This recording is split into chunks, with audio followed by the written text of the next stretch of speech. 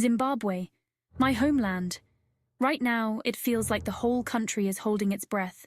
The streets are buzzing, but not with the usual energy. There's a tension, a feeling of anticipation, like a pot simmering on the stove about to boil over.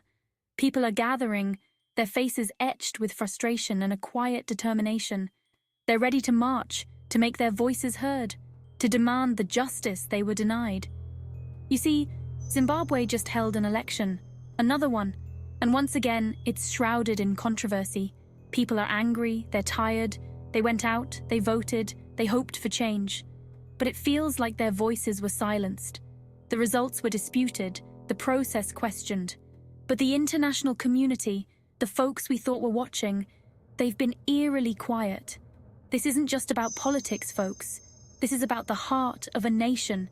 It's about the millions who dared to hope, who dared to dream of a better Zimbabwe.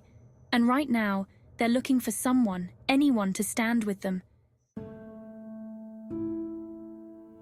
Now, let's talk about SADC. That's the Southern African Development Community, for those who don't know. They were supposed to be the referees in this election, the ones ensuring a fair game. They sent observers, they promised transparency. They were supposed to be the voice of reason, the guardians of democracy in the region. But after the election, crickets. Their silence has been deafening. Their report, the one that was supposed to expose any irregularities, any shenanigans, well, it's been delayed. And delayed again. People are starting to think it's buried somewhere, gathering dust. This silence? It's a betrayal.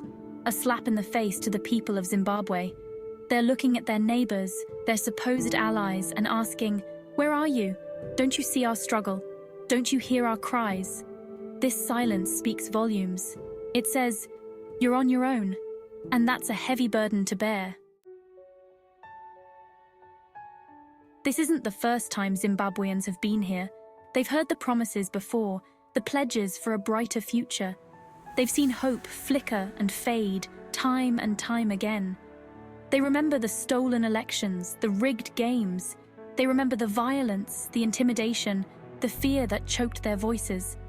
But this time feels different.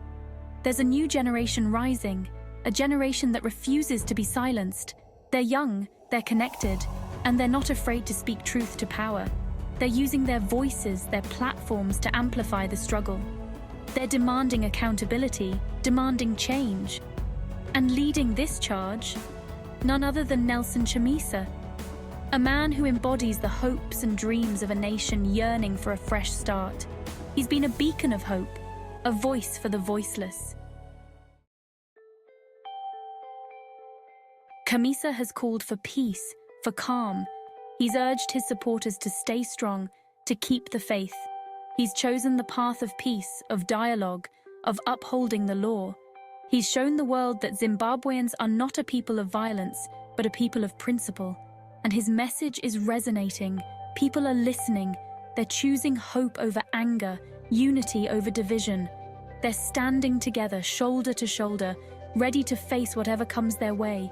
Their spirit is unbreakable. Their resolve, unshakable. The road ahead won't be easy. There will be challenges, setbacks, moments of doubt. But one thing is certain. The spirit of Zimbabwe, the yearning for a brighter tomorrow, will not be extinguished. Zimbabwe is at a crossroads. The world is watching. Will they stand by and witness another stolen dream? Or will they finally listen to the voices crying out for justice? The people of Zimbabwe are holding their breath, waiting, hoping. Their struggle is our struggle.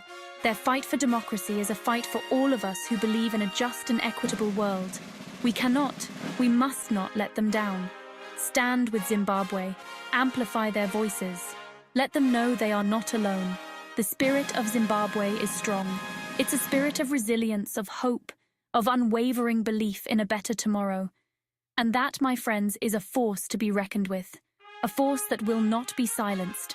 A force that will prevail.